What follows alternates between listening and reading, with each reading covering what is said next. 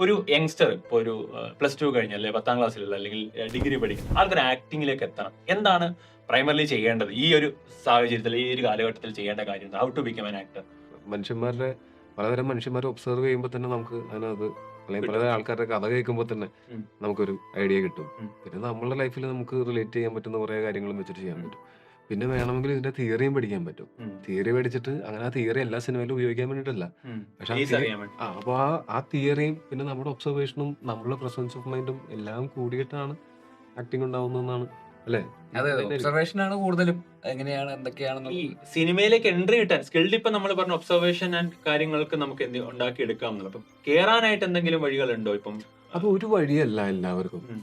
ഞാൻ സിനിമയിലേക്ക് കയറിയ പോലെയല്ല ഇവൻ സിനിമയിലേക്ക് കയറിയിരിക്കുന്നത്. ഉം. അതുപോലെ ആയിരിക്കില്ല വേറൊരു ആള് കയറിയിരിക്കുന്നത്.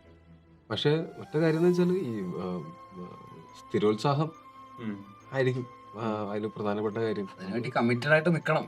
ഒട്ടും എളുപ്പമായിരിക്കില്ല അത്. Yes.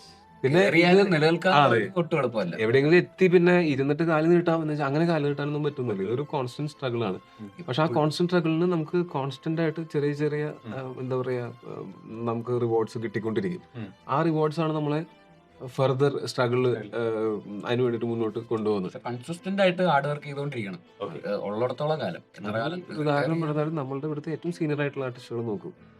എത്ര മണിക്കൂറുകൾ അവരും ഇപ്പോഴും പഠിച്ചോണ്ടിരിക്കും. കൺസിസ്റ്റന്റ് ആയിട്ട് ഹാർഡ് വർക്ക് ചെയ്തുകൊണ്ടിരിക്കുകയാണ്.